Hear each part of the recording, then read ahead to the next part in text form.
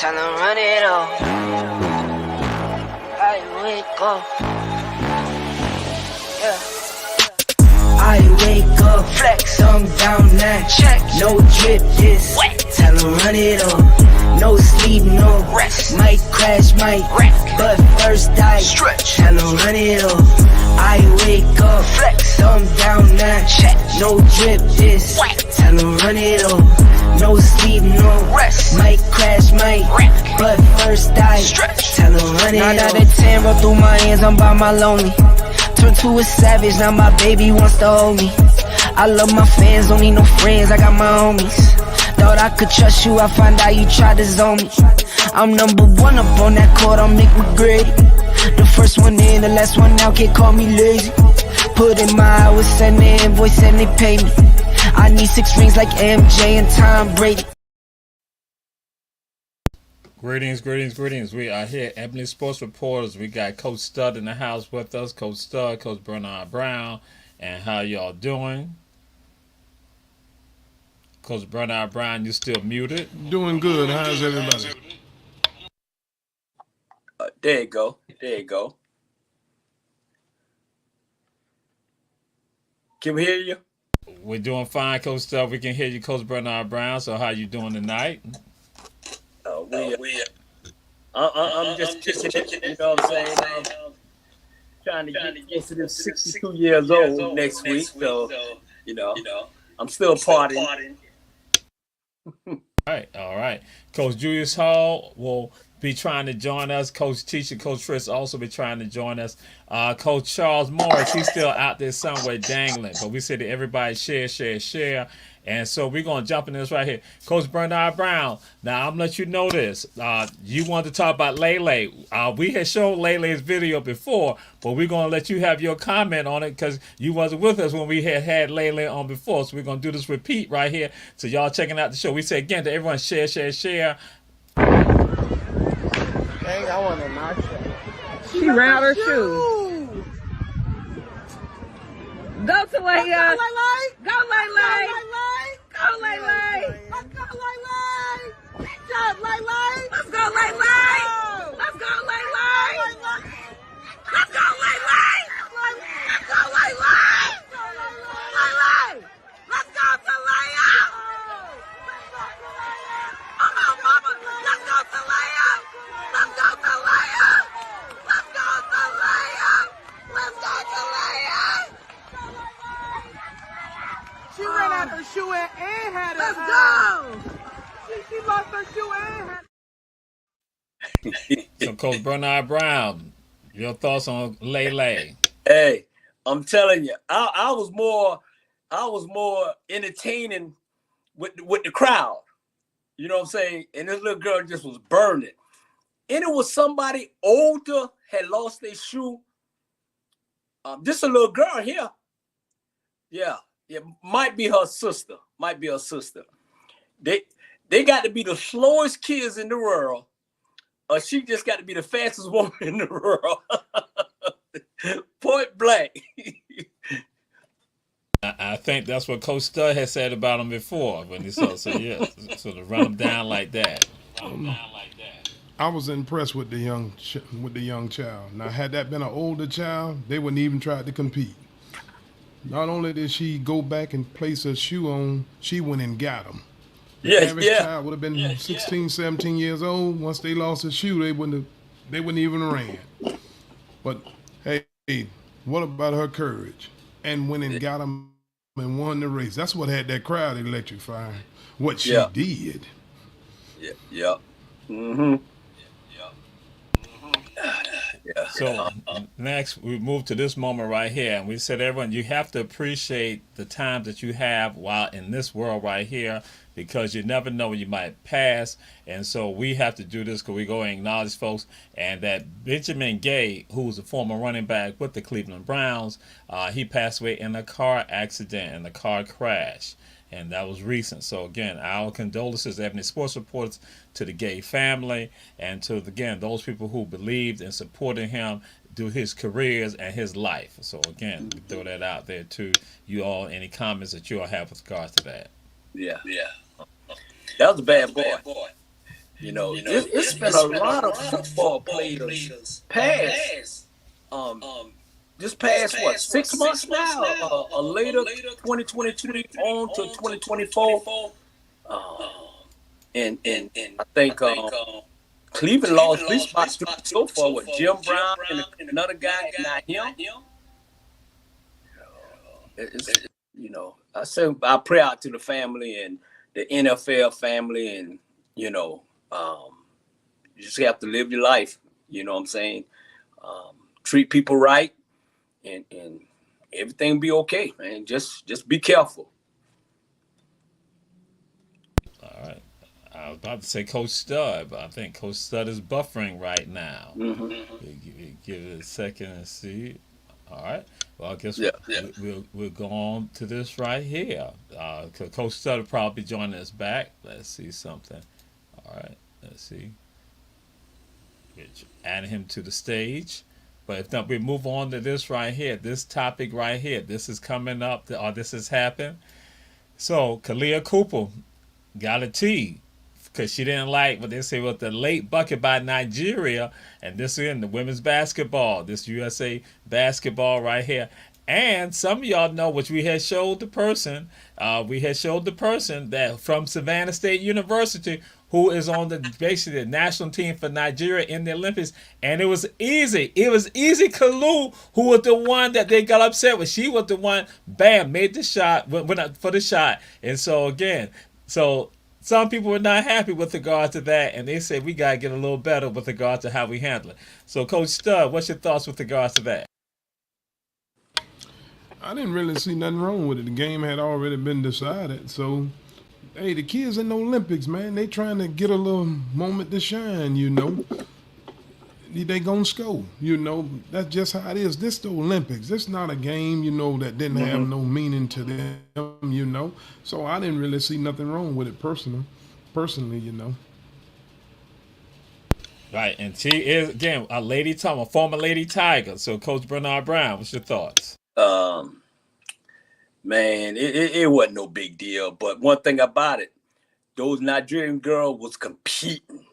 They didn't back down on them. I think what happened was the United States girls was getting a little physical because Nigeria was hanging in there with them. If you seen the game, a couple of those American girls was elbowing them, hitting them in the neck.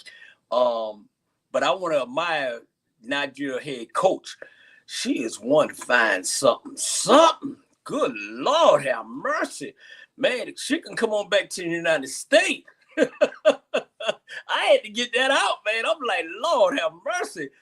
She was luscious. Okay. Well, had a moment. Right. We're going to move on with regard to some motivation right now. Who you gonna pick? Oh, he about to pick Lipsy. He about to pick Lipsy. Hey, let's go, Lipsy! Oh, Lipsy, go get his ass, Lipsy! Go get his ass, Lipsy! Go get his ass, Lipsy!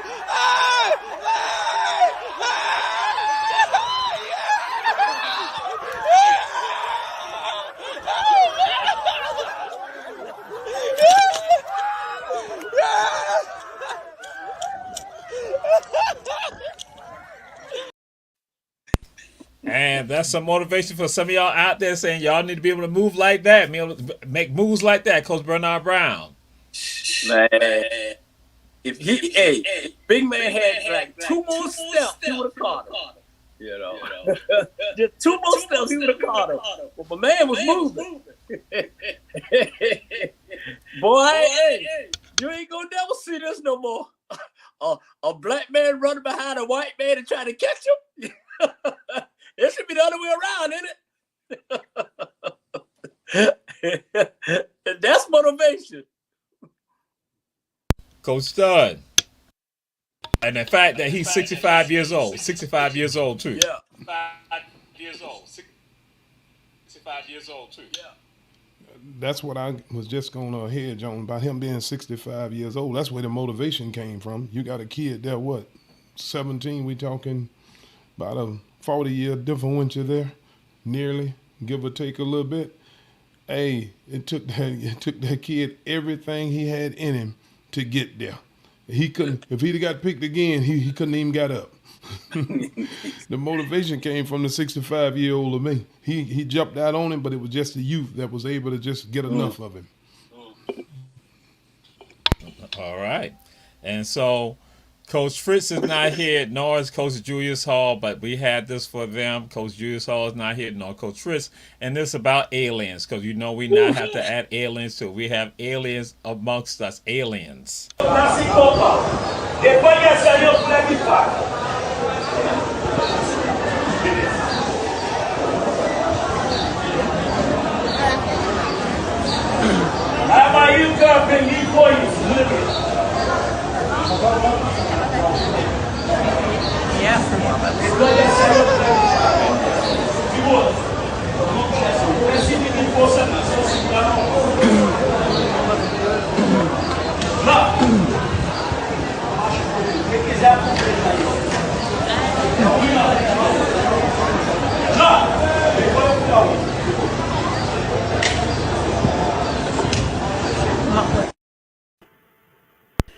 Coach Stud, what's your thoughts?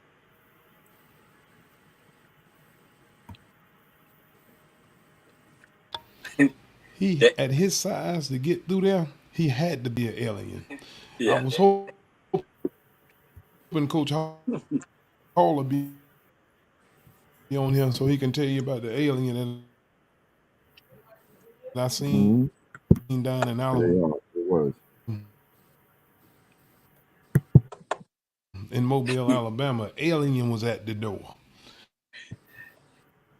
Hey, I think the alien got Coach Eric, Mike, and everything else. Yeah, I mean. And so, Coach Fritz, did you see Coach Fritz? We had an alien for you. Did you see it? Yes, I did. Oh, okay. That's we just because again, Coach Fritz, because again, aliens are amongst us. Coach Fritz, go ahead. As you know, and Coach Julius Hall, go ahead. You see the shirt, right? Transformers. That's aliens for you. Look at the background, aliens for you. That big weight to fit through that little hoop.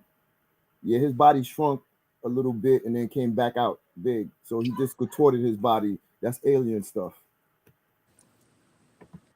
All right, Coach Bernard Brown.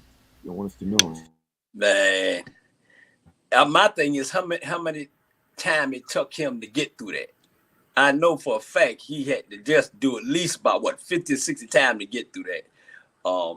It ain't no he had to. Ain't no alien, but he had to, But for him to be that big and get through that little hoop, it's just like having a baby. He came on out. That's a big ass baby. I feel sorry for that woman.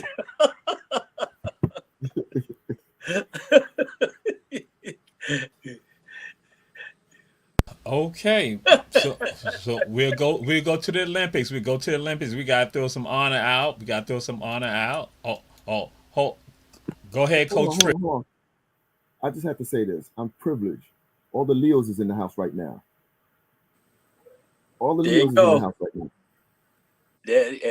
Best sign in the world. I have to say that. Yeah. I just realized who's holding the platform right now. It's all the Leos. We'll see what comments come through. Go ahead with the Olympics. I just have to point that out.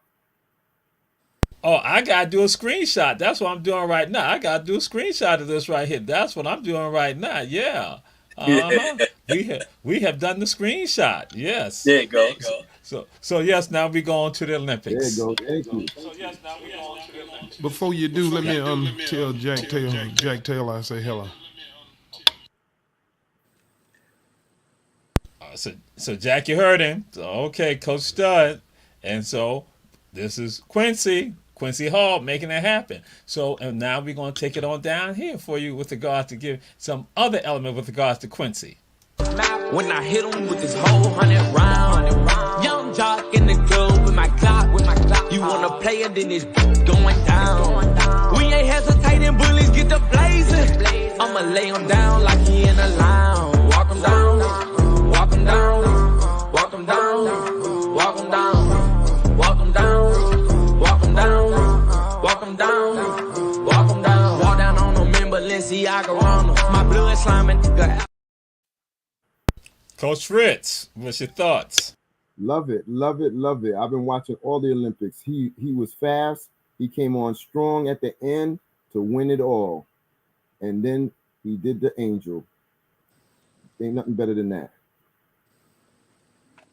Coach Bernard Brown.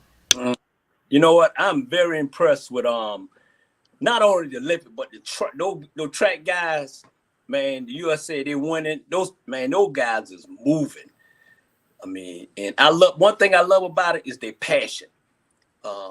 And if you look at it, most of them started like in the back, and then all of a sudden you just put that kick in and just kept it going. Very impressed. Very impressed. Yep. I think this is probably one of the most best Olympic, me personally, that I ever seen. Yep. Coach Stud. Hey, I totally agree with Coach Bernard Brown. It even got my girl watching it, and she don't watch though. Or she's not really in the sports, but she won't miss no events. But that was a clear victory there. We'll get to the 100 meters probably a little later, but I liked that one there.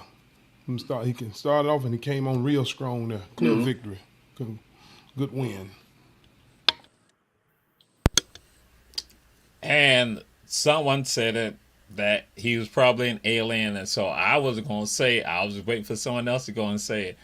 But it's something I did forget. Kirsten Johnson, again, one of the stars of a gymnastic team that was at one of the two HBCUs. You got Fisk Bulldogs and Talladega Tornadoes, and Talladega recently closed down or shut down their gymnastic program after 1 year. So Kirsten, who was one of the stellar stars for them, she's now gone on to Temple University, so we got to hail her up and tell her to continue soaring with regards to that. And so now we come to this right here. We got some people concerned about this. They're saying, how can Brittany Griner come off the bench? Is the U.S. women's basketball team that dominant that Brittany comes off the bench? Some people are surprised about that. So, Coach Stud. Well, they had to get her in there when they want a shot at winning, but they just done that because of the layoff of her not playing, but we know that she is the NBA. If it wasn't for her, having that little episode where she wasn't able to play, she'd have definitely been a starter with the team geared and up around her. But that's just a way of pacifying the media of the players that didn't make that Olympic team. Yeah, because the Germany coach is saying that she's basically saying this is how devastating they are as a team. She's like, if Brittany Griner comes off the bench, Coach Bernard Brown, she's saying, what type of talent do they have if Brittany Griner comes off the bench? What's your thoughts on that from the coach from Germany? Hey, she right, because Brittany plays center. She's not going to start before AJ. AJ, a two-time WNBA Player of the Year. She getting her endorsement. So they loaded. So, I mean, I'm not surprised. And then people who watch basketball and know basketball, basically, they ain't no surprise. I mean, they loaded. Let's think about all the ones they left off there. So I don't think she's going to start ahead of AJ. But on the couple games when they played Nigeria, AJ and Brittany was in there together. They did that high-low. Kill him. AJ was on top of the key. Brittany was down to the bottom. Boom, boom, boom. That sound like our coach like that. Boom. Had a moment. Coach Fritz. I agree with Coach Bernard. Her coming off the bench, the talent in front of her is crazy. Then she's coming off the bench. So, that's a demoralizing thing for the enemy because they're like, wait a minute. Brittany Griner is good. And then you have her coming off the bench, just like Durant is coming off the bench. So you don't lose any steps with her coming off the bench. You don't lose anything. You still have that dog mentality, the swagger, and then Asia Wilson is phenomenal. So we already know how that goes. But Brittany Griner coming off the bench, I don't know if y'all remember this years ago. The Lakers had that kind of squad coming off the bench, a whole bunch of all-stars coming off the bench, and so did the Boston Celtics. You know what I'm saying? So this is beautiful for them. Beautiful to watch. All right. And so there was a recalculation. Jordan Childs wasn't given any credit for skill. And so what happened when they did the review, she then won the bronze. And everyone, because again, I have to go and say this, y'all heard me talk about this last week, that again, NBC blocking us from being able to have some of this right here where we can show y'all the videos. But again, the reaction from the teammates, people in the crowd, her parents, everybody, the family excited for her. And what's your thoughts with regards to that, Coach Bernard? Fantastic, man. I'm telling you, and I can see it over and over again, man. The United States, when it comes to gymnastics, track, basketball, they putting on a show. They putting on a show. I haven't seen no boxing, nothing like that, but they got it right. You know, they got it right. So, all right. Coach Stud. Hey, I concur with Coach Bernard Brown on this. They are putting on a show. The United States is representing the United States very well over there in every aspect. I got to concur with Coach Bernard on that one. Coach Fritz. I'm glad she won the bronze. Congratulations to her. That whole gymnastic team, whether it's the men's, the women, the basketball for the men's and women, they did their thing. And the swimming. I don't know if you paid attention to the swimming. The U.S. men was, listen, I was watching it with my daughter, the women, and I'm yelling. She goes, "What's the matter with you? You in pain?" I go, "No." Then the men's came on. She started yelling. I said, "Now you know how it feels to watch sports and watch the United States winning." Because she's like, "Go, go, go." I was like, "Oh, now you're into sports like I am now." I said, "Now you're yelling." So U.S., I agree with Coach Bernard Brown. U.S. is doing their thing with this Olympic. And it's not like it's tainted. It's not like it's skill. It's the swagger. It's the skill. It's everything. You prepare for it. I don't even know what this guy's name is for the gymnastics. They call him Mr. Perfection, Mr. Specialist. He had glasses on. They call him Clark Kent. He came out, he had a lever. He was measuring the horse. And he came out and did his routine. I was impressed. I was left impressed. By far, the gymnastics, the U.S. men wasn't supposed to win the bronze. By far, they impressed me. Everything impressed me. Everything. Yeah. Coach Tisha, glad to have you here. Glad I know you glad to be in the midst of the sun. The sun. Everything revolves around and evolves because of the sun. The sun is tied to Leo, the lion. And we're going to let you say something real quick. Then we're going to go to a timeout because I don't need to have no issue with the president of Our Black Media and the associate producer. So, again, your thoughts with regards to Bam. In regards to what? You wasn't paying attention? You wasn't listening? To which part? The Leo part or whatever happened before that? What happened before that? I was just doing that. I'm sorry. Oh, okay. Well, we're going to go to a break right now. We're going to a timeout. Right. Why did you decide to dress like this today? This is not even your flag that you're wearing. You like it? I dressed for Memorial Day. Sweetheart, it is not Memorial Day.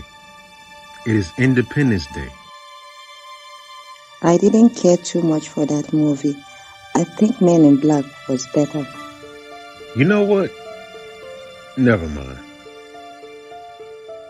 Why aren't you dressed in your American clothes? I'm not a patriotic person.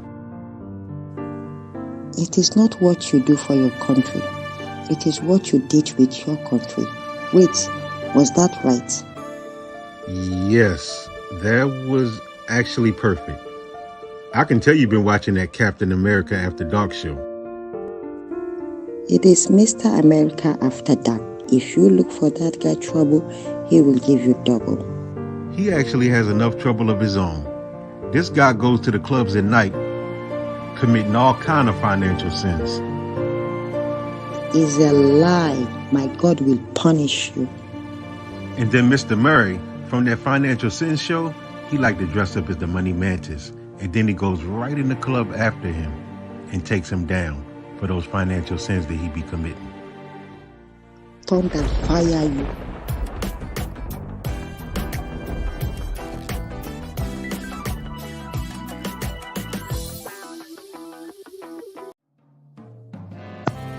Need your garments cleaned with care and with a professional touch?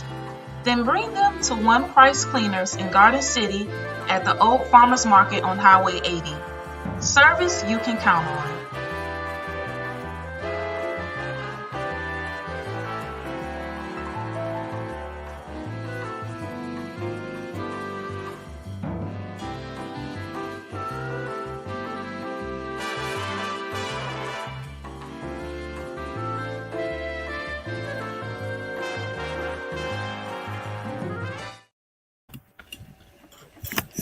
We are back, Ebony Sports Reporters, with Coach Alien Fritz. Coach Julius Hall is not with us. He is on a UFO right now, about to fly back into Savannah. And got Coach Stud, Coach Bernard Brown, Coach Tisha. Glad to have you with us, Coach Tisha. Glad to have you. And so we're going to come to the 100 meters, the women's 100 meters. And this is something, again, we celebrate this right here. Final of the women's 100 is away, and Julian Alfred got out really well. Sha'Carri Richardson's got some work to do, but it's going to be St. Lucia's.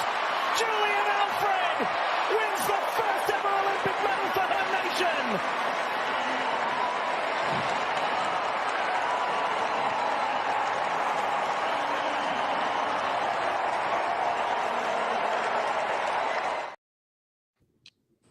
My people from St. Lucia were all happy. My people from St. Lucia. So, yeah, it's good. Wonderful thing.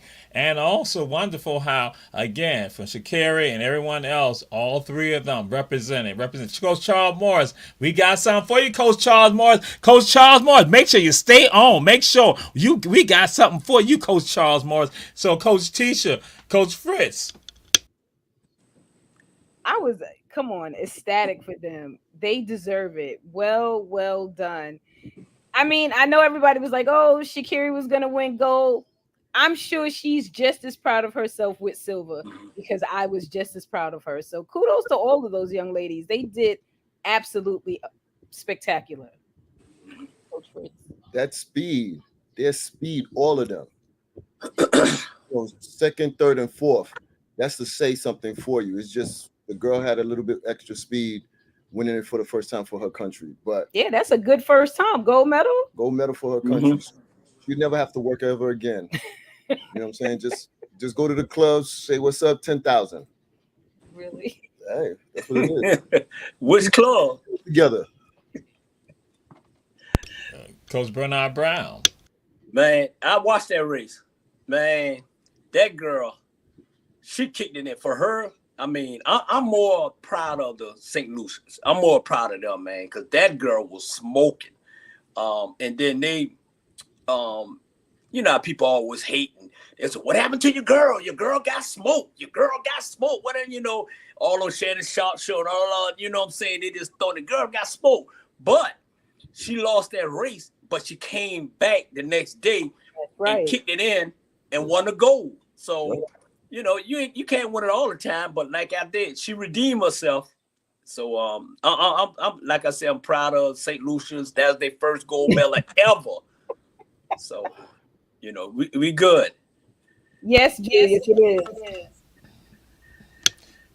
And so, Coach Stud and to Coach Bernard Brown, you alluded to something, and that some people tried to throw some dirt on it, but in fact, all three of them were showing love to one another. Right. So again, and that's the thing that I want to make sure people understood that again, it was no jealousy, no envy, none of that. They was all happy for one another, and because it's something else that Sha'Carri does also. That again, we're going to bring up on the show to show again. What people try to do on the outside, trying to cause the issues, that ain't what's happening. Coach Stud, what's your thoughts on all that? I got to agree with our host, Jamal, on that one. I like what you said, exactly. But I was happy. I'm definitely strictly USA. But I was glad for her to win one for the country. That was the first time ever, and boy, and she bought it. She earned it, and they was all happy. It was nobody, upset about it. They was happy for her, and she deserved it, that win. She brung it, boy. Yep. And many folks like to talk about Gail Devers, Allison Felix, FloJo, Jackie Jonah Kersey, but it's someone that I've always had this great admiration for. And it's like, if you got to pay some homage to her, that we're going to do this right here, because some people don't know about her, but some people do know about her. Evelyn Ashford. Some remember the '88 Olympics. And so we're gonna go back in time. We're gonna go back in time with regards to going to Evelyn. And so yes indeed. So we come right here. Sheila Eccles. Alice Brown to Sheila Eccles, who you see here, then to FloJo, Florence Griffith Joyner, and then handing off to Evelyn Ashford, who will anchor.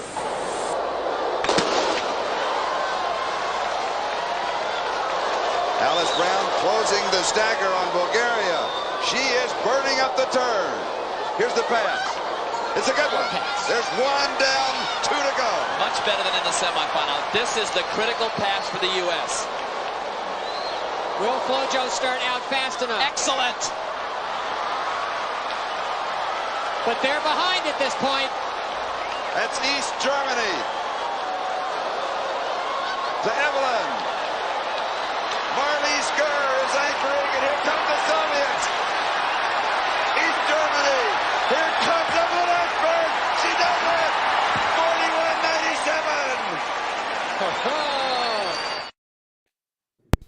41-97. Evelyn Ashford. Yeah. That's right. Evelyn Ashford. Again, people talk about others, but again, and you saw what she did. And this with the Soviets and the East Germans were major players with regard to all this right here. But again, Coach Stud.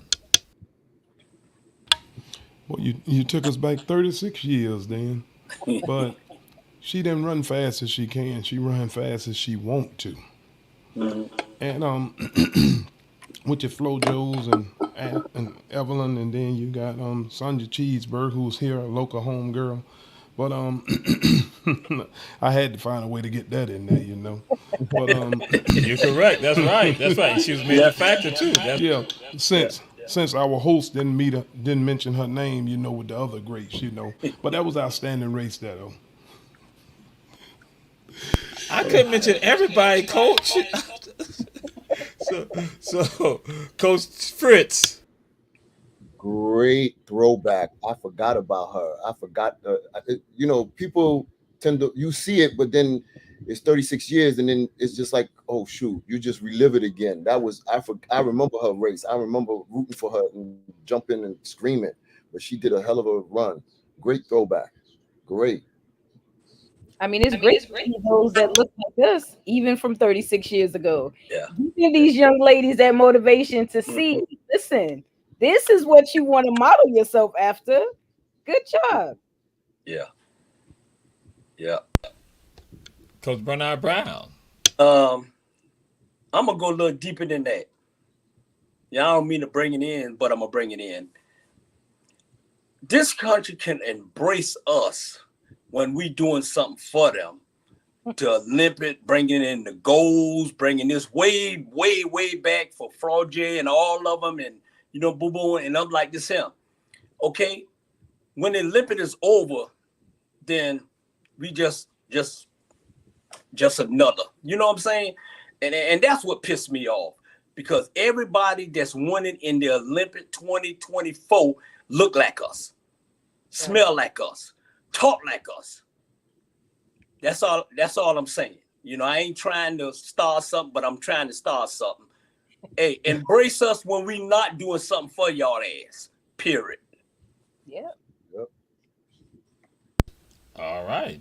And so now we come to, again, someone else winning first time for their nation. And this is David Dapina. And he's from Cabo Verde. So let y'all understand. People say they're from Cape Verde and other stuff like that. People think they talk Creoles, other stuff. Guess what? Black folks, Africans are there. We are there in Cabo Verde. That's Cabo Verde right there. So again, that's just let y'all know. And he's a boxer, and he won the first gold for his nation. Bernard Brown, what's your thoughts? Man, I ain't trying to hit on your fellow native, but man, what's up with the puff, man? Versatility.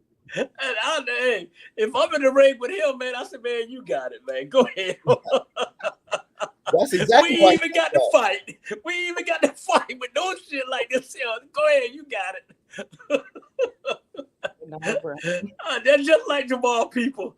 Boy, they'll make you laugh. Coach Stud. Look at him. I was in the ring with him, and we going after that goal. I got to try to knock them pom-poms and put them in a ponytail. Hey, kudos to the young man. Coach Tisha. I mean, Africa's been letting everybody know we here. Don't just think we in the fields. We are here, and they are winning goals. They're not just winning bronze and silver. They're letting you know what you thought Africa looked like. This is what we really look like. So I'm exceptionally proud of all of them. Great, great job. Coach Fritz. First thing first, I think he used the pom-poms as a distraction. He did. You sitting there looking at it, he already two-pieced you. Bow, bow. You know, and you sitting there going, oh, damn, that's not funny, but it's too late. So, but Africa and all the countries that's winning it for the first time, they look like us. Yeah. Performing. And, you know, a lot of people, like, people don't understand what the sacrifice and the dedication that goes into this stuff. And, you know, other countries going to treat them, they're like you said, they're going to treat those guys like royalty. It's just us that when we come back here, we don't get that same treatment. Yeah. Them people from Africa, they're going to go home. They already got ticket tape parade. They already got sponsorship. They got a whole bunch of things waiting for them to go when they go home. They're going to be treated like royalty, kings and queens. So it's a beautiful thing to see a lot of first nations winning their first gold or first silver or first anything. I'm just waiting till Haiti hits the. I know Haiti won gold. Won silver before. Medals before. I just haven't seen it. I just see the at the bottom. I just haven't seen one actual one where I actually saw the person win. Can't wait to see it. Yeah. Lá déjà connais-nous lá. There you go. There you go. Talk by say. Hey, change the rules. Change the rules. Déjà connais-nous lá. So, and with the Olympics, again, another part that people don't see, we're going to show just, three things with regards to this. And so one of them is tied to Sha'Carri.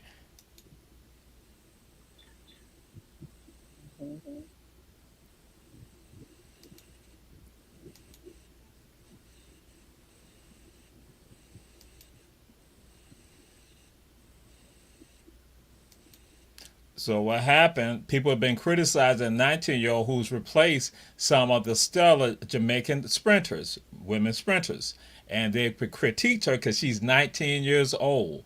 And Sha'Carri jumped up to defend her and said, that's my sister, and stood up for her. And then also you have a South Sudan runner, athlete, who injures himself. And then so the Laotian, again, somebody from Southeast Asia, she then turns back around after she crossed the finish line to go help her. And so the Olympics, Coach Stud, what's your thoughts with regards to all that when you look at sportsmanship and sportswomanship? Listen, they got to understand, anytime there's an injury, someone has to replace them. We have to step up with what we feel is the next thing up. As we like to refer to over here, the next man up.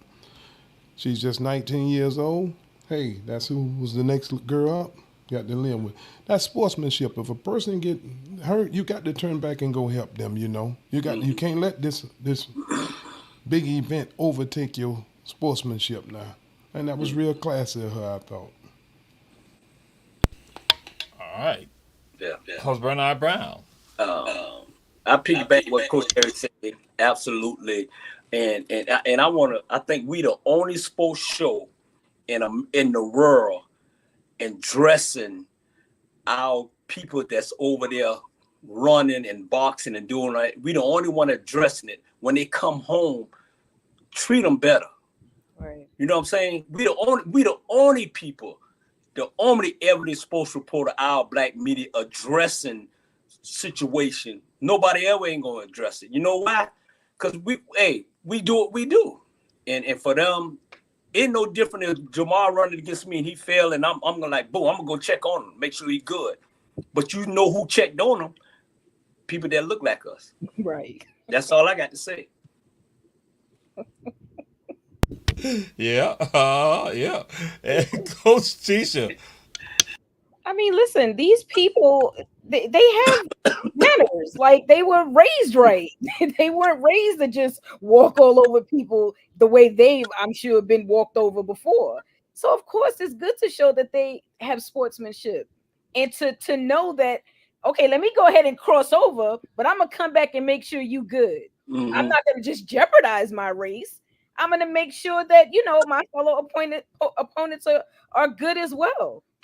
Yeah. Carrie, she's a good kid. She's a really, really good kid. And if you listen to some of the things that she says, she understands that where she is at this point in her life, I mean, it took a lot to get her there, and she's grateful for it. She's not arrogant about where she is. So I'm happy for her, and I'm happy of the relationships that she does have with her opponents that are, that are on and off the track. She goes and comforts them when they win or when they lose. So it's good to see. And I can see that her family is very, very proud of her. You can see it on their faces when the cameras pan over to them. So I'm exceptionally proud of her. She's a really, really good kid. Yeah, she is. But this country criticize her for smoking weed. Man, shit. I mean, listen, weed was a problem when they weren't benefiting financially from it. So, hey. Coach Fritz. People don't understand the camaraderie, the sports. You see these people year after year after year, not just in the Olympics, but other events. So, yes, if you criticizing a 19-year-old, yes, I'm going to step up and defend her. Leadership. That's professionalism. Also, you going back to help your fellow athlete, even though you're competitors, at first thing first, y'all all have the same love for the same sport, no matter what it is. Basketball, football, track and field, the high jump. Somebody get hurt, you see the human side. And that's what the thing that some people is missing in the United States is the human side, the human factor. Bet you aliens come down in here, you'll see a whole bunch of human factors. Yeah. All right. And so again, this is something that comes into play. So, and something else again, this is tied to Olympics also. We'll be kind of winding on. What did Charles Morris say? What did he say? Here we go.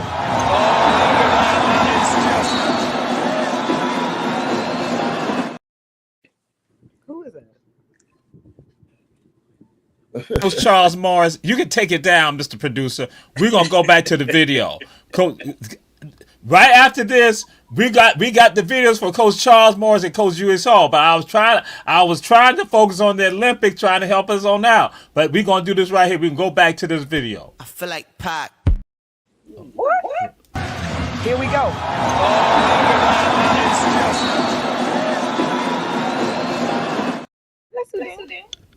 What's your thoughts on that block, Coach Fritz?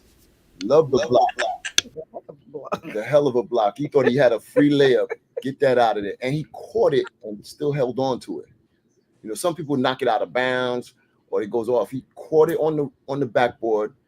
As a matter of fact, he signed his name on the backboard saying, I blocked your shot. Because anybody that plays sports, when you block it, they'll tell you your name is on that backboard. I blocked your shot. And he took the ball and held it. Like, yo, don't come in my house with that. The only thing he didn't do is that Mutombo thing. That's all he didn't do. Yeah. That was a great block, though. That was a really good block. What teams were those? Do you know? South Sudan, and I forgot the other one. Puerto Rico.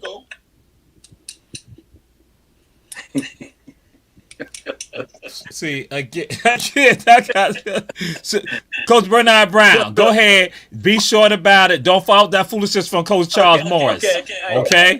And then I want to invite, hey, James Brown, thanks for tuning in, my sidekick.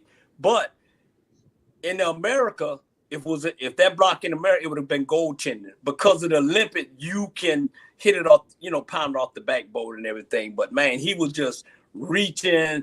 And you know what's so good about this here, y'all, is that they play outside. They ain't in no gym. They getting better outside. Man, we need to get Jamal people and everybody, we need to get these people prop, man. They doing their thing. I got to give it to them, But yeah, that's right, Mars. You did that at Jenkins High School against Jamal. So, I had a moment. Coach Stud. Well, first we got to get a props to Charles Brown. He was the first one invented what we call pinning it on the glass. That was a textbook of pinning it on the glass, blocking it on the glass. And Charles Morris invented that in '84 at Jenkins High School. So we got to definitely Wolverine. Yes, give a shout out to Charles Morris, because he invented pinning it on the glass. Yeah. That was textbook there. Wow, thank you, Coach Stud. What's the matter? Hey, you was some bad boys now. Well, this would be the last thing. And so some people don't realize that what we do for Ebony Sports Reporters, that we don't be planning shows the day of. Soon as one show's over with, we are now on it that very day. In a matter of hours, looking at the show for next week, after the stuff right here. And so Coach Julius Hall, on one of his Our Black Media shows, he said something, but he ain't realized that we already had something set up, because the announcement has been made.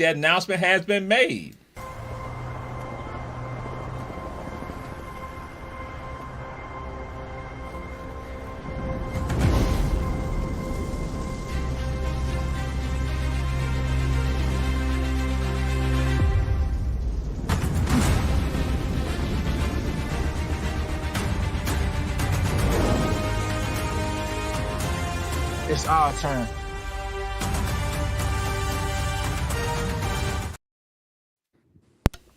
Flag football. And see, again, Ebony Sports Reporter, we already had that set up for it to be show y'all. And Coach Julius Hall said, why they don't have that? And so that's why, again, I really don't show, I can't say something, because I ain't about to give up our jewels for Ebony Sports Reporters, because that's how we is.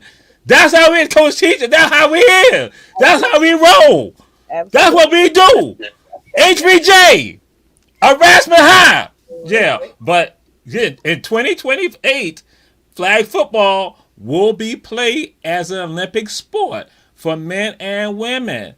Now, I'm going to throw this out there.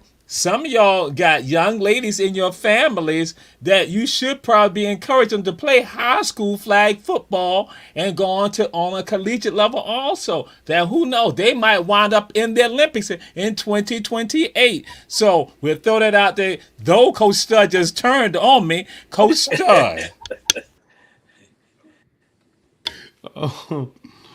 My grandbaby asked me, in 2028, can she swim in the Olympics? I said, well, baby, in 2028, you're 9 now, you'll just be 13. But anyway, that's going to be, it'll give us some more, events, and it's going to be very competitive now, even with the females. They're going to play that flag football on a high level in these Olympics now, and we're gonna take our best now.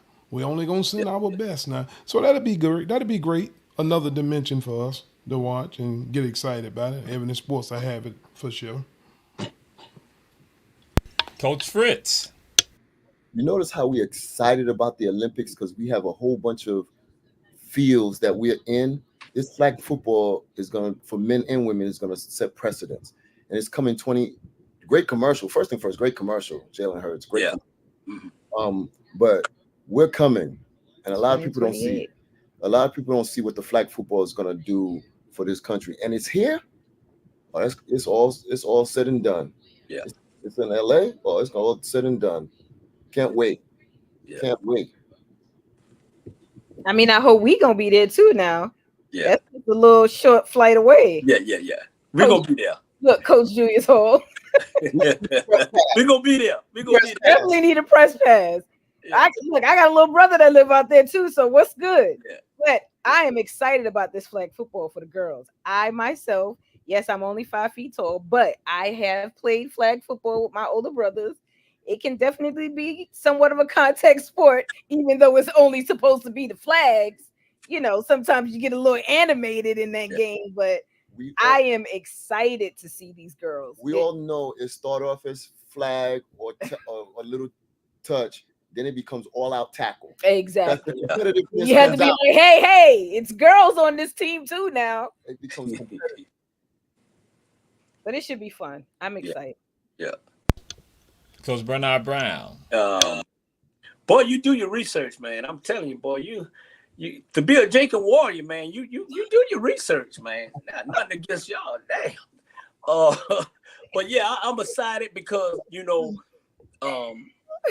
us as us as older men, once you start playing football, next thing you go to is flag football. That's about the only thing you can go. So it's gonna be excited. All of us gonna be in Los Angeles in 2028. Jules is taking the tab, and him and Mr. Charlie Brown. And so we let's roll, y'all. Let's go.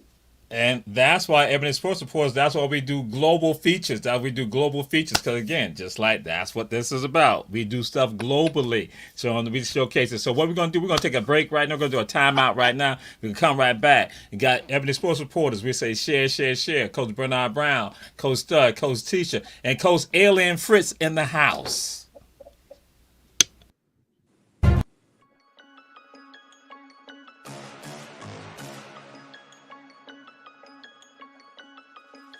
Hello, I'm Richard Coleman, and I'm running for the office of Sheriff of Chatham County. And when I'm elected, I promise to inspect what I expect. Chatham County, it's time for a change, and that change is me, Richard Coleman.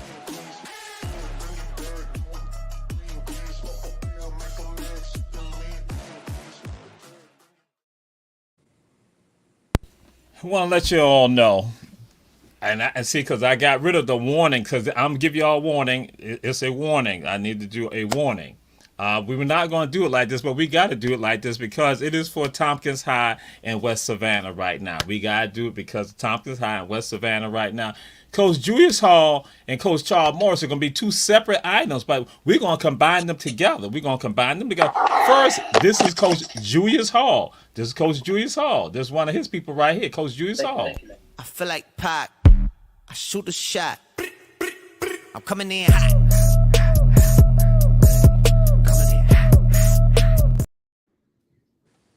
That's Coach Julius Hall, mentee, doing jiu-jitsu.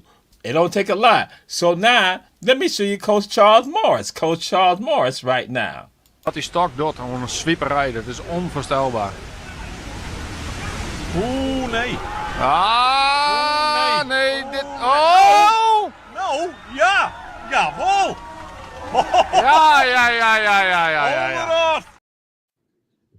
Coach Charles Morris is going to say that sport was invented in West Savannah. That's what he's going to say. It's invented in West Savannah. So Coach Julius Hall, jiu-jitsu, and Coach Charles Morris, whatever that sport is called right there. Coach Bernard Brown, what you got to say about that? Tompkins High School? Man, why y'all be hating, man? I'm telling you, we the best school in the world, man. Congratulations to Charles. Congratulations to Jules. I don't know why I don't know why he always hating on us. Let me tell y'all something right now. Jacob Ward have never won anything in Savannah, Georgia. So, that's just we always beating on them. We beating on them. You know what I'm saying? There was one guy come across here, and I throw him across the fence, and Jamar knew who it is. That's what we do. Wow.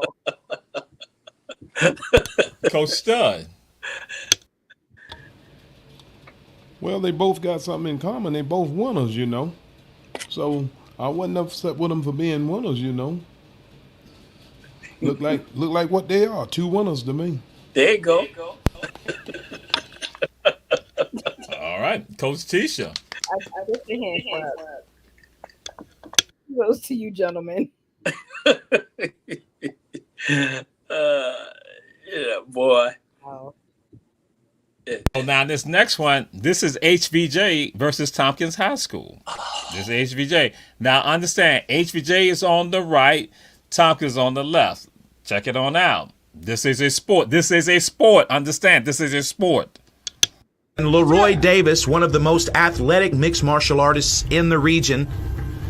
Right away, Davis sticks his opened hand in the face of Q Davidson. Very disrespectful, and Davidson doesn't like it at all. He's going to close the distance here and apply some head pressure, but he's already accidentally scored a point on himself, and now 2 points on himself by touching down on the wrong side of the line of scrimmage. Leroy Davidson, very, very difficult to compete against because of his unorthodox approach and his extreme athleticism. But Q Davidson, a very skilled grappler as well, and very athletic in his own right. Leroy currently has 2 points, Davidson 0. And with one takedown from an arm drag, Leroy now increases his lead to 3 with only 10 seconds left in the first round. And now 4-0, Leroy Davis. And it looks like this round is in the bag as Davis does. HVJ defeated him in plank wars. That is called plank wars. That is his sport. Already you're doing planks, but then also you see what plank wars, Coach Tisha. It looks like one of them didn't understand the rules of the game. I'm confused. I can't believe that's a sport. It's hard enough to do a plank in itself, let alone now you got to hit the other person. Come on, that's a bit much. Coach Fritz. Like Bernard Brown always say before, where do you be finding these things? Only on Urban Sports Reporters that you find these sports. This is very interesting, different. That's kind of hard. Planks is hard. If anybody don't know, planks is hard. And then you're doing the war. One of them, I have to figure out what the rules are with that one. But that was like, that takes a lot of muscle, a lot of skills, a lot of stamina, especially your abs got to be on point to do that. If anybody never did planks, try it and see it. And then you do this sports, that's crazy. Yeah. That might be in the Olympics next time. Yeah. Coach Stud. I know David's in great shape, boy. Boy, he in great shape and got great stamina. I was impressed with him. Coach Bernard Brown. I know you was crying because we took y'all on out. Go ahead, Coach Bernard Brown. Yeah, but it's just like Jacob Ward, you had to get the white boy from class 202 to win an award, boy. Because you know damn well, ain't too many blacks, ain't too many white women talking. But I give you that one. If that's how you want to win, okay, you gonna win on pranks or whatever. You ain't got nothing else. All right, so we're gonna move on. There's some rumbling in the SEC. There's some rumblings going on. That's why I like the behind the scenes stuff. There's some rumblings that is not happening. SEC. So the Big Ten and Notre Dame, they want to make their way into Texas, and they are looking at Texas A&M. Texas A&M is not happy that Texas was allowed into the SEC. So, Coach Bernard Brown, what's your thoughts? What do you foresee as the future? Man, I think the SEC is probably the best conference in the world, and they feel like they get, even if they don't win, they get the exposure. It's about money. It's about money. So at the end of the day, everybody can come over there, but Georgia was still dominated. That's my opinion. So, Coach Tisha, what they say was going on, Texas A&M thought that they were going to exclusively be in the SEC and that Texas will not be allowed in the SEC. But the deal was broken for them to come in there. So Texas A&M now is a little smitten, a little upset about it. What's your thoughts with regards to that? Well, I think because of the fact that it seems like these rules get changed to benefit one more than the other as it is. So everybody just wants to keep high. I don't really get it myself, but why not? You change the rule for one, change the rule for all.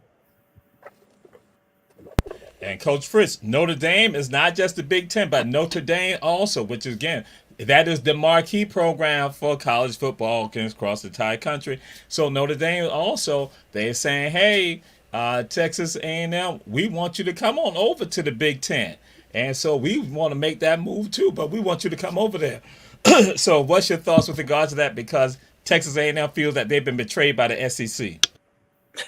Now, for Texas to get in and Texas A&M didn't get in, that's like big bank take little bank. That's number one. That's all about the money.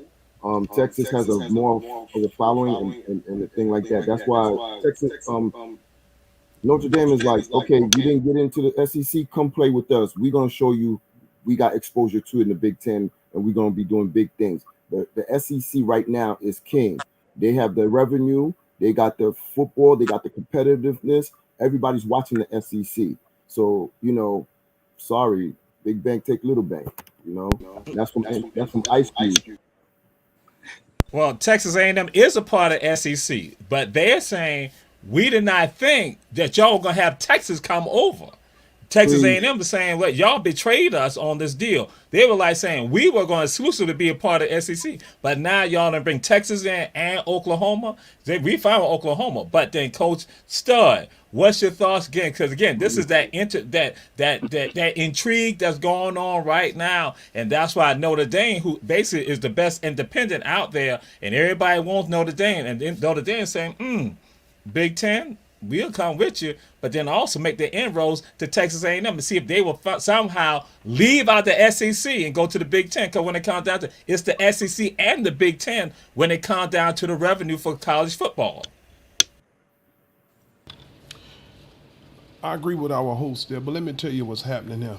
Ever since them committees pulled that move last year on the best team in college football, the Florida State Seminoles, it's now a colleges are now figuring for them to play for a national championship, they must be in the SEC or the Big Ten. And let me talk to Mr. Fritz 1 minute. There's a whole lot of money down there in College Station in Brownville, Texas. Texas A&M got just as much money as them Longhorns, probably even more. They got a big time program down at the bottom of Texas, boy. Big time down at Kyle Field. Big time college program now. That's what lured Jimbo Fisher away from Florida State.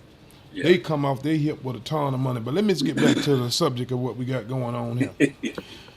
Notre Dame maybe saw this coming before anybody did. They got a basketball team that plays in the Big East and a football team that played in the independent for years, and nobody never said anything about it. Now it's coming down to now. I don't know what they're going to do. They setting themselves up. They setting themselves up for what? If you ain't in the SEC or the Big Ten, you might as well not even play college football. We got to let it be won on the field and not by the conference. Don't take a Comp USA team and put them up, there. I'm hoping by them extending this playoff to 12 teams, we can truly get us a true national champion this year. But they're going to have to stop this because they losing the integrity of the game. It's just becoming about money and TV and revenue. That's all it's becoming about. And later on, I want us to talk about this. I call it college free agency. This transfer portal. It's ridiculous too, but I don't want to get into that. I call it modern day free agency for college. It's just getting ridiculous now. It's taken away from the game. I'm hoping going to the 12-team playoff that it will straighten things out and kind of level it a little bit, because that's what they done to Florida State. Still got some bitter tastes in our mouth. Come on, it really did. We won. We was undefeated on the field. Then our players opt out. We lose our quarterback. We go in there and Georgia outscore the temperature. You know what they holler? See, I told you they shouldn't have been in there. We ain't played nobody. They could have grabbed me and put me out there. I'm 55 years old, running by the 6 flat 40. They could have put me out there, but they going to have to do something, man, because this is what everybody's trying to. And the ACC got locks on us. They want us to give them $500 million or something to leave, and they know if we leave, they might as well fold the conference. But it's okay. We up here in Jacksonville practicing real good, getting ready for Georgia Tech on the 24th of this month. A little salty. Well, a little. I want to play. I should have been in that 4. If Georgia, your Bulldogs go ahead and take care of Alabama, I don't even have that conversation. Yep. When they lost that game, I knew I was in real big trouble. And I'm an undefeated ball club, but I knew I was in real big trouble. Yeah. I didn't even look at the committee. My cousin called me and told me, cuz they screwed us. Me and him had already talked about it. But hopefully this year him. But if you're not in the SEC or Big Ten, like our host said, it's terrible. But Notre Dame must have foresaw this coming. Like I say, got a basketball team that plays in the Big East, and their football team been independent forever. They just sitting there independent. They gonna swing somewhere too and get more revenue. A lot of revenue up there in South Bend, Indiana, boy. Yeah. A lot of revenue up there with them Irish. Them Cowboys got some money behind them. So all it's gonna do is just create more revenue. But I didn't mean why Texas mad? Why Texas A&M mad, Jamal? Why is Texas A&M? You lost me. Why is Texas A&M mad? And they already in the SEC. Why they mad? Because Texas came over there. I don't understand that one. What they thought Texas was not going to be in the SEC. So it's almost like, you got this girl and you like say, I like you, you're going to be my girl, and I'm going to keep it with you. I'm going to be real with you. But then now you pick up a side chick, and so Texas A&M say, wait a minute, I thought it's going to be just us. So you done dipped over and got Texas, because Texas A&M and Texas got a rivalry, and Coach Stud threw it out there, and that rivalry comes down to money and all that bragging rights in the state, and that again it's worse than Alabama and Auburn, So just to throw it on out there, so that's why now Texas A&M kind of feeling like, yo, them jokers betrayed us, and Coach Stud called out, and SEC looking at the revenue, the money. You bring that Texas money in, and then so it's like, okay, that Oklahoma money in. They're like, oh, that's more money. Texas A&M like saying, hell no, it's just supposed to be us in this right here. So that's that intrigue stuff that's going on behind the scenes. And so now and Notre Dame already control their own contracts for football. So they like saying, and we're going to get some more gravy, but they say, guess what? Now we can make an inroad into Texas, because we know Texas A&M ain't happy right now. And so guess what? We're going to go and say, we like you. So we can move on this right here, because again, one of Coach Julius Hall people, Coach Bernard Brown people, Julio Jones ain't been signed yet. What's the deal? What's happening to Julio Jones and some of the other people that ain't been signed yet? So Coach Stud. Julio Jones maybe done played his last game. Shouldn't have nothing to say. Father Time just caught up with him. Mm-hmm. He's not every down receiver right now. I feel he can still play at a pretty high level, but the pressure to win now, you got to get out there and perform at a high level, especially on the professional level. If not, they just nobody gonna sign him. We be scratching, whoa, ain't nobody signed him yet. Hey, they see something that we don't see. It happens all the time. And sometimes players just fall on back and realize, hey, it's over with, and go on and retire. I'd rather see them go out on a high note, so we can be. You're only as good as your last performance. Yesterday's home run don't win today's ball game, and I'd rather see them go out on a high note, and that's what they be remembered by, than to go out struggling. I would rather see them just walk away when they're at their peak. I mean, at a high performing at a high level. So that's how they'll be remembered. Because if they fall by the wayside and then go out, that's how they're going to be remembered. Unfortunately, that's what society do to them. Coach Bernard Brown, you and Julio used to hang out together. What's going on with that? Yeah, he better come on and hang out with me again, because his days is over, man. So he better come on to Cheetah and hang out with me and have a good time, because at the end of the day, the NFL is not looking for no 1 third down receiver. And that's what they using, was third down receiver. Now, if you can't play first down, second down, third down, fourth down, and you old and you up in the age, I like Coach said, I'll send the Greyhound bus to pick you up, and then we'll stop 21-21, and we'll be okay. But he done. Coach Fritz. I agree with Coach Stud. I would like for Julio Jones to go out on a high note. He has done his career and the numbers he put up were great. But like he said, most people don't remember you, until your last performance. So you're like, what has he done lately? So you're looking at all the stuff he did in the past. You're looking at highlights, but you haven't seen anything that he's done lately. And nobody don't know what's actually going on. Most of the people that's in the game, they know what's going on. You don't know if something's wrong with him, but not a team picking him up. Something's definitely wrong with that, because you could still use him either in the slot, in the third receiver or fourth receiver.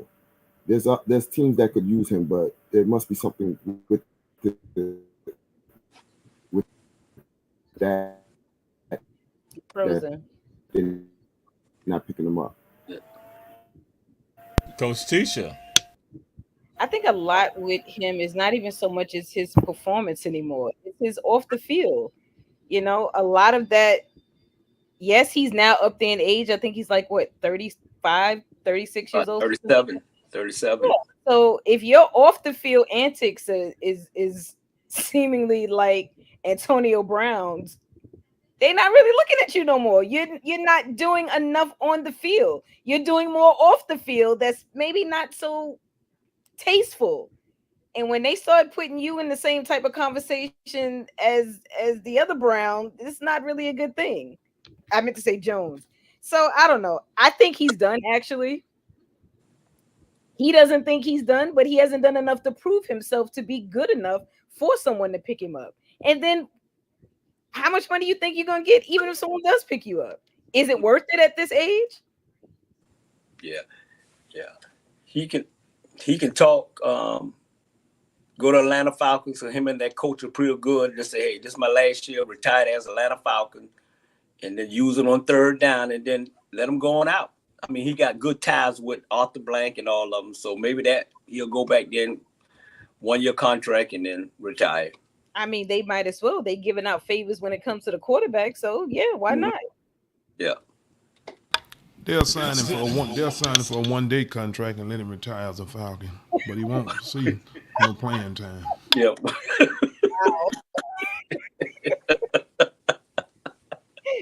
So now, I'm sorry, brother-in-law. Well, don't worry. In fact, this next video is tied to your brother-in-law. This is his grandson talking to him. This again, his grandson talking to him. Dad, What? have I ever told you that I love your cooking? No. So why do you keep cooking for me?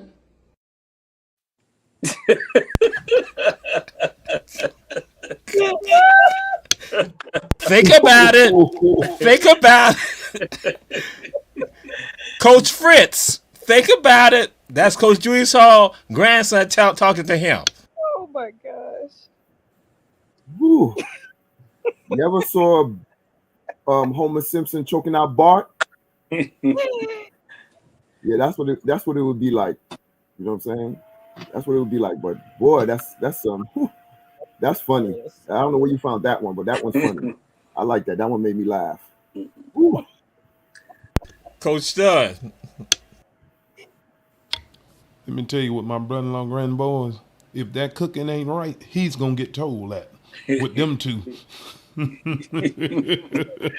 Yeah. They just as frisky as they could be now at a young age. Coach Bernard Brown. Jules, my boy, no comment. Oh, don't be scared. No comment. Coach Teacher, go ahead. Listen, you saw how Dad was cheesing. He was ready for that compliment. Nah, son, stop cooking for me. It ain't good. Straight out of the little kids' mouths. All right, we're moving on. This is about love right now. This is about love. Jordan Love just signed the biggest contract in all of sports, but the way he's spending the money is even crazier. Jordan Love was given $220 million, and it's all guaranteed, meaning that even though he doesn't have the money up front, he can use that contract as collateral to be given a loan of over $220 million. When you factor in his sponsorship deals that he already has, the net worth of $50 million that he already accumulated, and his projected income of well over $400 million additional dollars, he can get access to over $800 million in a loan. Do we know that because he did that? The Packers have always been owned by the public, as it shows here. They don't have a billionaire owner. They're not even worth $1 billion. They're just owned by shareholders throughout Wisconsin. But after Jordan Love received a loan of over $500,000, he was able to buy a majority share in the team. The team is still publicly traded and they still are publicly owned, but since he is over 51% of the shares, he is now effectively the owner. And I think you know what's going to happen next. It's another extension for Jordan Love. Coach Tisha.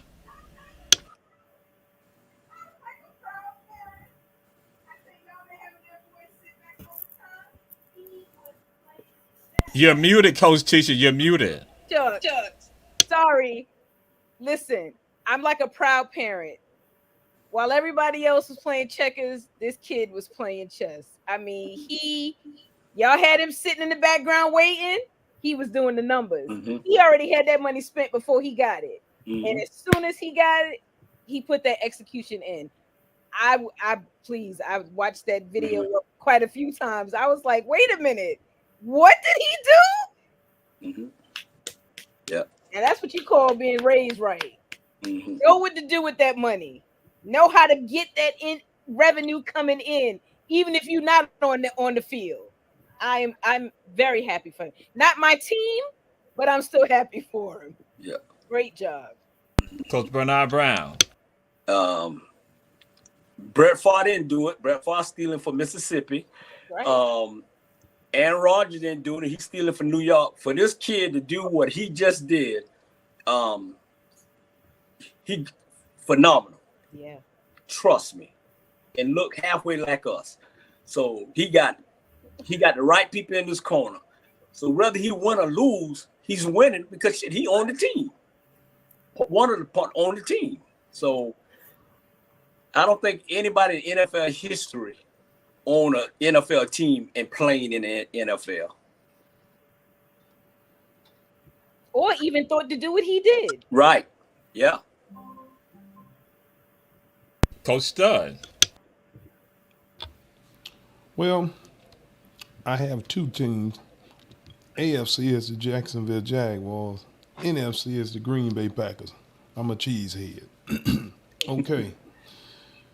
That was a great move by Jordan Love, but I hope he don't think that is going to keep him at that quarterback position if he don't produce for the Green Bay Packers. This is a team that is owned by that city there. He's the majority owner now, but they will do something and get him from up under that center with his 51% share in this team if he don't produce on that field. I've seen him move Brett Favre, and I just seen him move Aaron Rodgers. They will move you. The Packers want a winning team. That was a great investment for him. Like Coach Tisha say, even if he ain't on the field, he's still winning. And I agree with that. Yeah. Coach Fritz.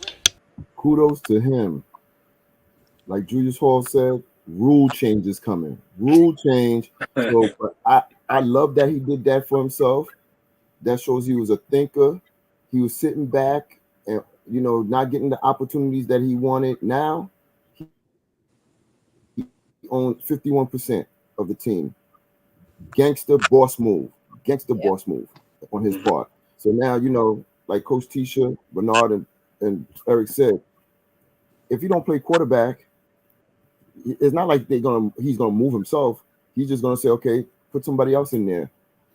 I'll just buy out gracefully and I'll still make money on the team.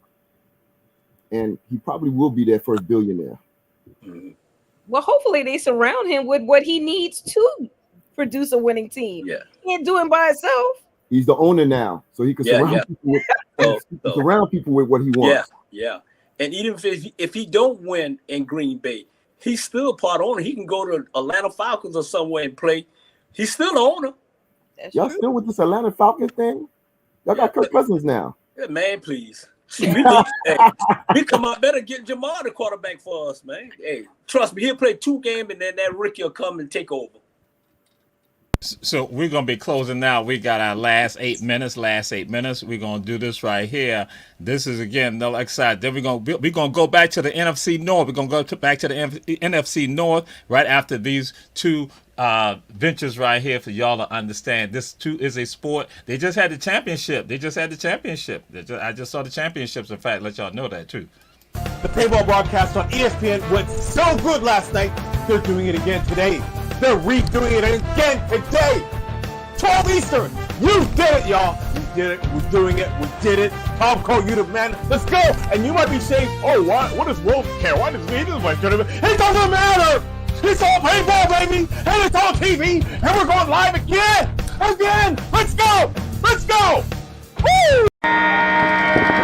Game on.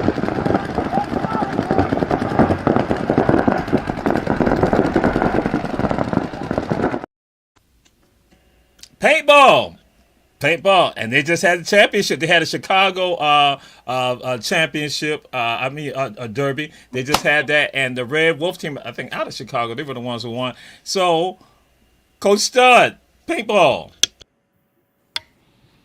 Boy, they invent anything and make it a sport, don't they?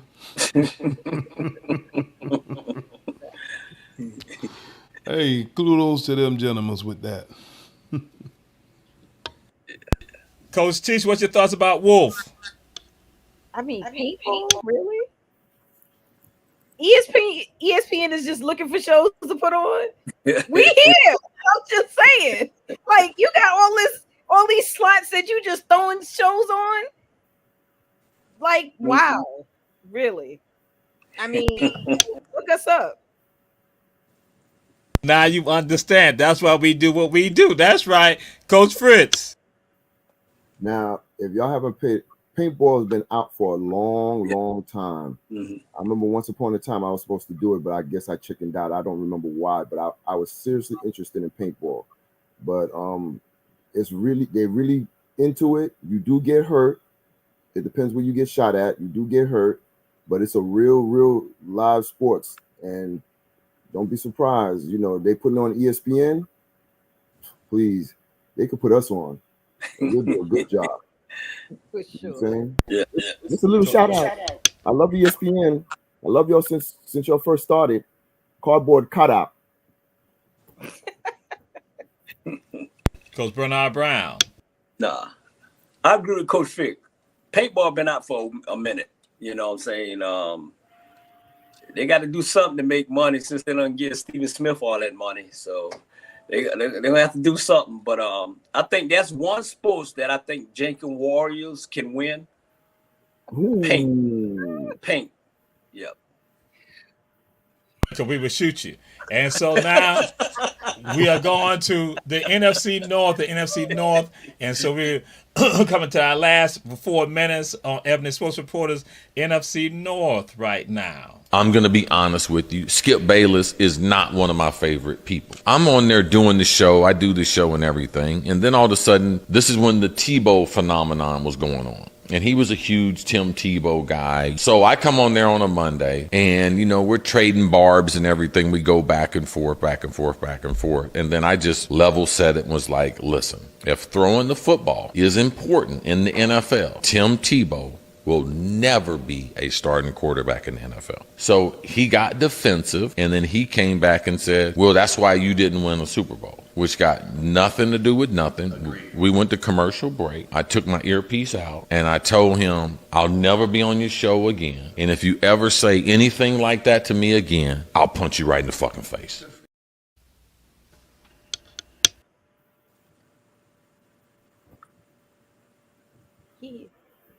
Bernard Brown, CC, and I should say NFC North and also the NFC East. Yeah. Hey, I agree with him, man. Skip, you know, that's why he ain't gonna have no job now at the end of the year. I mean, people getting tired of him, and you know, he always, anytime you say something about a white quarterback, he'll come and kick low on the black guy like he did Shannon, and you know. It ain't no surprise. At the end of the day, I'm glad Skip going off the TV. About time. All right, Coach Stud. I would have liked to saw Chris Carter really quote his stats to him and tell him, no, I didn't. But I played the game at a very, very high level and would go down as one of the top 5 receivers ever to play this game. What game did you play? What sport did you play? And I would have just ripped him. I would have went to telling him when he led the lead in catches, receptions, and yards. Boy, he should have just ripped him and told him we did not win one. It certainly wasn't because of my underachievement or my performance. He should have ripped Bailey. He let him get away with that. He should have ripped him. He got some stats that would have made him stand up. CC let him get away with one day. Coach Fritz. CC didn't win one because of the quarterback that he had. It wasn't because of CC didn't have talent. Remember, he had Randy Moss on the other side, and he was the number 2. So the quarterback was suspect. Let's get that straight first. So the team didn't have a great running back. If people didn't pay attention to that Minnesota team, you had the best number 1 and the best number 2 receivers in the league at that time. And for Skip Bayless don't play no kind of sports. I don't even know who made him. He has a platform and he think he could talk like he played sports. And I was surprised Shannon Sharp didn't get him. I'm surprised a lot of people didn't get him, but he will be, like Coach Bernard Brown said, he'll be out of a job at the end of this year because I don't see anybody watching his show like that. And, he just talks. If you go against his holy grail of quarterbacks and anybody that he thinks that he how can I put it? He anoints as the greatest, he's against you. And then he's gonna come at you like he's attacking you personally. It's not like he's saying, look, check the facts, look at the records. He's attacking you personally, and that's cowardless. That's cowardless on his part.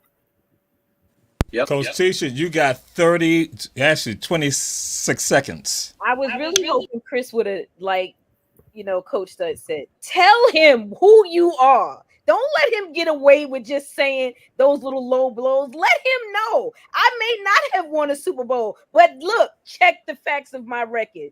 Skip Bayless is an emotional person, and he speaks outwardly how he really feels inwardly. Sometimes the quiet part gets loud. All right. And this is Ebony Sports Reporters. We've had with us Coach Tisha, Coach Fritz, Coach Stud, Coach Bernard Brown. We say check out all the shows on on Our Black Media, and we see y'all next week. We're signing out. Peace and blessings. Y'all be good.